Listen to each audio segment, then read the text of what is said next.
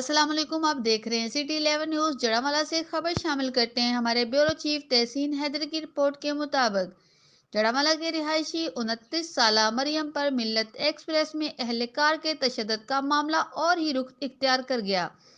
مریم کے لواحقین کا کہنا ہے کہ پولیس اہلکار نے مریم کو چلتی ٹرین سے دھکا دے کر مار دیا۔ تفصیلات کے مطابق جڑامالہ کی رہائشی 29 سالہ مریم پر ملت ایکسپریس میں تشدد کی ویڈیو وائرل ہونے پر معاملہ کچھ اور ہی رخ اختیار کر گیا۔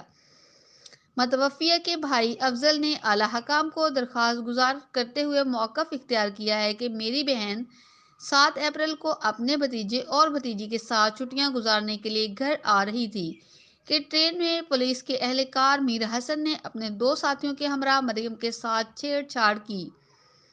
منع کرنے پر اس کو تشدد کا نشانہ بنایا، جو کہ ویڈیو میں صاف دیکھا جا سکتا ہے۔ جب میری بہن نے اسے منع کیا تو اس نے اسے چلتی ٹرین سے دھکا دے کر مار دیا۔ مدعی افضل نے اعلیٰ حکام سے اپیل کی ہے کہ میری بہن کے قاتلوں کو جلد از جلد گرفتار کر کے قرار واقعی سزا دی جائے اور ہمیں انصاف فراہم کیا جائے۔